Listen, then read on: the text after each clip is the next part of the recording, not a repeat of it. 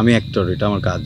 আমার অ্যাক্টিং দেখে কেন কাঁদবেন, কেনই বা হাসবেন? সিনেমার প্ল্যাটফর্মটা আরো অনেক বড়, এটার বিনিময়ে আমরা পয়সা পাই। আপনারা যারা ক্ষমতায় বসে আছেন, আপনারা কেন বসে আছেন? আপনারা কি করছেন তাহলে? বিকলাঙ্গ একটা দেশ, কোনো কিছু হলেই আরেকজনের উপর দোষ চলে যায়। আমি ওই বয়সটা পার করে ফেলেছি যখন নতুন করে একটা গোল সেট করব।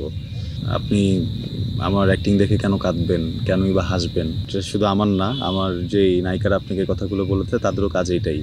এটার বিনিময়ে আমরা পয়সা পাই। এই দেশের ব্যাপারটা আসলে কিছুক্ষণের জন্য নিজেকে শিল্পী না ভেবে মানুষ ভাবি, দেশের নাগরিক ভাবি। ওইখান থেকে আমার যদি মনে হয় যে প্রপার সিকিউরিটি এনশিওর করা যাচ্ছে না, মানে এখন পর্যন্ত করে ওঠা হয়নি, এই জায়গাটাকে আগে ঠিক করা উচিত। বিকজ যেটা হয় যে কোনো একটা সিচুয়েশন যদি দেশে ঘটে, একজন আরেকজনকে দোষারোপ করতে থাকে, যেটা ধরেন মান্দাত আমল থেকেই হয়ে আসতেছে, এটা নতুন কোনো কিছু না। হ্যাঁ, এটা আমি আগেও দেখেছি, এখনও দেখি। কোনো কিছু হলেই আরেকজনের উপর দোষ চলে যায়। বাট আমার কথা হচ্ছে গিয়ে, যে দেশে পুলিশ প্রশাসন আছে, আর্মি আছে, নেভি আছে, যে দেশে আপনার এয়ারফোর্স আছে, তার মানে আমাদের তো আসলে আমরা তো স্বয়ংসম্পূর্ণ। হ্যাঁ, আমাদের গোয়েন্দা বিভাগ থেকে শুরু করে সব কিছুই আছে, তাই না? আমাদের সিকিউরিটি জায়গাটা তো স্ট্রিক্ট থাকা উচিত, এই জায়গাটা তো শক্ত হওয়া উচিত। বিকজ মানে আমার দেশে যে জিনিসগুলো আছে সেগুলোর তো প্রপার ইউটিলাইজটা হওয়া উচিত। যদি এমন হতো যে আমার দেশে এগুলো কোনো কিছুই নেই, সেই ক্ষেত্রে দেশে ব্যাক টু ব্যাক দুর্ঘটনা ঘটলে হয়তো বা জিনিসটাকে ছেড়ে দিতাম, যে ঠিক আছে আমার দেশের সিকিউরিটি ব্যবস্থা ভালো না, বা আমার দেশে প্রশাসন নেই, সামরিক বাহিনী নেই, কিছুই নেই। হ্যাঁ, বিকলাঙ্গ একটা দেশ। তো সেরকম তো না আমাদের দেশটা, যেহেতু সব কিছুই আছে, তো ওইটা আগে ঠিক করা উচিত না? আমি কিছুদিনের জন্য মেনেই নিলাম যে সব সময় হচ্ছে গিয়ে যাদের উপরে দোষ দেওয়া হচ্ছে তারাই সব কিছু করছে, কিন্তু আমার কথা হচ্ছে তারা করবেই বা কীভাবে? তাহলে আপনারা যারা ক্ষমতায় বসে আছেন, আপনারা কেন বসে আছেন? আপনারা কি করছেন তাহলে? এই যে পুরো একটা ফোর্স যে আপনাদের কথায় ডানে যাচ্ছে বামে যাচ্ছে, তাদেরকে আপনারা কিভাবে ব্যবহার করছেন, তাই না? মানে ওই ব্যবহার করতে যদি না পারেন, তাহলে আমার মনে হয় যে শিখিয়ে দেন হচ্ছে গিয়ে জায়গাগুলোতে বসা উচিত। কারণ অনেক বেশি হয়ে যাচ্ছে, বড় পরিসরে যখন ক্ষতিগুলো হচ্ছে, অনেক সাধারণ মানুষের জীবন নষ্ট হয়ে যাচ্ছে।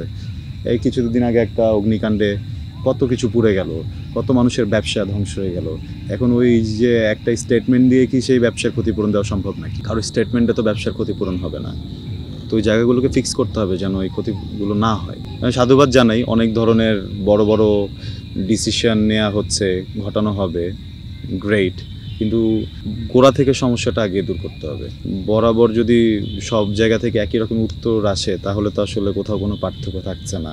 এরকম মনে হচ্ছে যে ধরেন দিন শেষে ঠোঙাটাই বদলাচ্ছে আর কি, সেটা চাই না। আমার আসলে কখনোই বসার কোনো ইচ্ছে নেই। বিকজ হচ্ছে আমি অতটুকু বিচক্ষণ না, অত কিছু বুঝি না।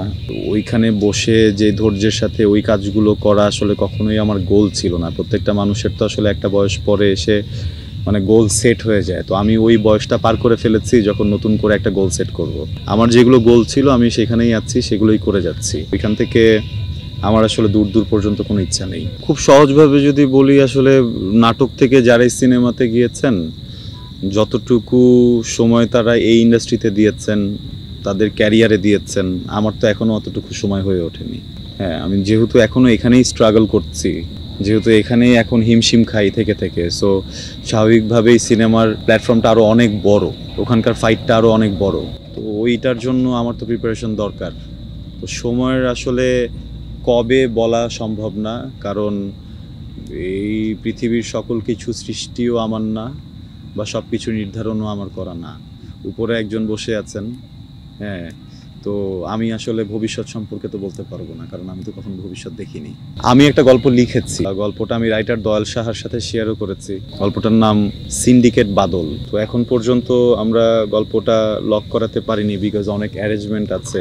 হ্যাঁ, তো একটু খোঁজাখুঁজি করছি, সবাই মিলে চেষ্টা করছি। যদি প্রপারভাবে বাজেট টাজেট সব কিছু পেয়ে যাই, তাহলে এই গল্পটা করবো। আর আমার মনে হয় যে এই গল্পটা একটা স্টেটমেন্ট হবে।